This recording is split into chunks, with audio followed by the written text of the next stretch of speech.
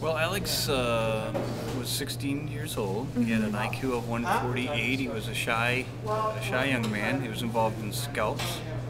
Was one rank away from becoming an Eagle Scout. He was on the ski team and tennis teams for Cadillac. And kind of a shy individual, but a really neat soul. Every day, Alex would come into lunch and try to sit with the cool kids, you know, or with the more popular kids, you might say, and they kind of conveniently would slide over and make sure that there wasn't room at that table. And that just kind of became the normal thing to do. And then one day, a gal finally stood up and shouted some expletives at Alex and voiced her opinion, and Al just walked away and went and sat with his other friends at a different table. And that was the last time Alex ever walked in that cafeteria. That night is when he took his life. We need to make our schools safe. When they step in that door, they have to know they're going to be safe.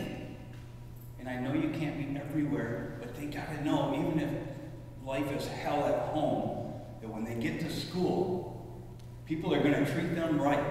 And they're going to demand that they treat others right while they're in that building or on that sports team. And if they don't, there's going to be consequences. Because we are changing children's lives. Whether they die or not, some of them die.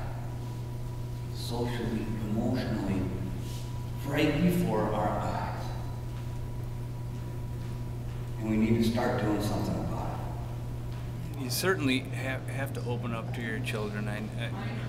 Kids are so busy, parents are so busy right now, and sometimes we think just running them to soccer practice after school or on Saturdays or going to this tournament or that tournament is enough. But occasionally you have to really break it down and give your children some time to talk to you, and allow them that time, and allow yourself that time to get involved with their lives. You can't do it necessarily always one-on-one, face-to-face. That's a tough one.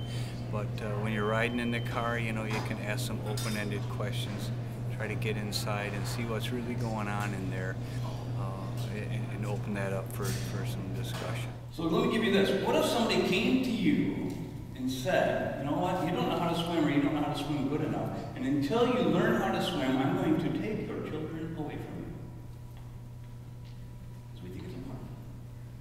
So they take your kids, and you go out and you learn how to swim. Would you go out and learn how to swim if they said you were going to remove your children from you? Take them away? I think you would. Whatever it would take, you would learn how to swim. Could you really live with yourself if your child fell overboard and you didn't know how to swim, or didn't have the confidence enough to do that, didn't have the skills and the courage to go and save him or her? Wouldn't you feel terrible?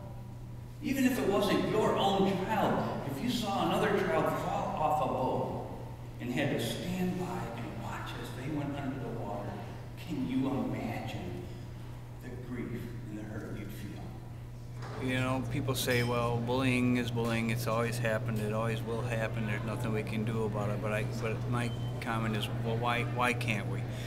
We can do things to help this out. We just need to raise awareness and let the kids know that we're behind them.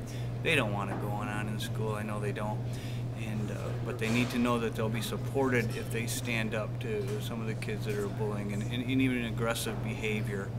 And I'm not just out to get rid of all the bullies. I'm out to empower people to be who they are and who they want to be, and not to let other people change them, and to stand up to those people that are trying to do that.